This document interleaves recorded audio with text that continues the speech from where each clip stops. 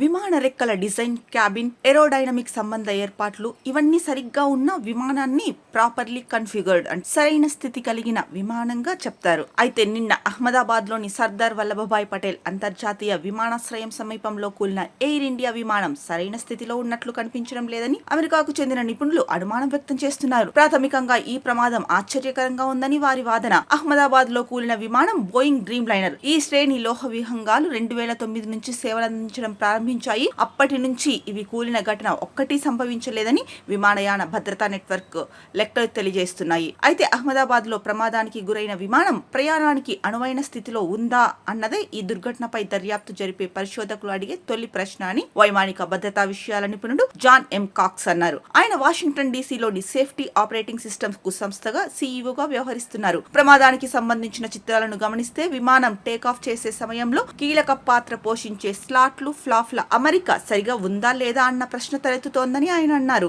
ఈ వాయుగతి శాస్త్ర సంబంధ పరికరాలు విమానం రెక్కలకు అమర్చి ఉంటాయి. ప్రమాద ఘటనకు సంబంధించిన వీడియోను పరిశీలిస్తే ముక్కు పైభాగం పైకి లేచి ఉన్న స్థితిలో ఉండగానే విమానం నేలపైకి కుంగిపోయిందని స్పష్టమవుతోందని కాక్స్ అన్నారు. దీన్ని బట్టి విమానం ఎగరడానికి కావలసిన లిఫ్ట్ అందుకోలేకపోయినట్లు స్పష్టమవుతోందని ఆయన అన్నారు. స్లాట్లు, ఫ్లాప్లు సరైన స్థితిలో ఉంటే తక్కువ వేగంలోనూ విమానానికి పైకి ఎగిరే ఊపు లభిస్తుందని తెలిపారు. ఇప్పటికిప్పుడు ఏది ఖచ్చితంగా చెప్పలేం. విమానాన్ని వెనక నుంచి పరిశీలిస్తే దాన్ని ట్రైలింగ్ ఎడ్జ్ ప్లాఫ్లు ఉండాల్సిన స్థితిలో ఉన్నట్టు కనిపించడం లేదని అన్నారు. అయితే అందుబాటులో ఉన్న ఫోటోల నాణ్యత ఏ విషయాన్ని తేల్చి చెప్పేందుకు వీలు కలిగించే స్థాయిలో లేదు అని కూడా అన్నారు. విమానం 200 మీటర్లు లేదా 650 అడుగుల దాకా ఎగరకనే కూలింది. దీన్ని బట్టి చూస్తే చివరి క్షణంలో ఏదో సరిచేయడానికి వీల్లేని సమస్య పైలట్ కు తలెత్తిందని స్పష్టమవుతోందని యార్క్ విశ్వవిద్యాలయంలోని కంప్యూటర్ సైన్స్ ప్రొఫెసర్ గా పనిచేస్తున్న జాన్ మ్యాక్ డెర్మిడ్ అన్నారు. జెట్ విమానాలకు అనేక ప్రత్యామ్నాయ బ్యాకప్ ఏర్పాట్లు ఉంటాయి.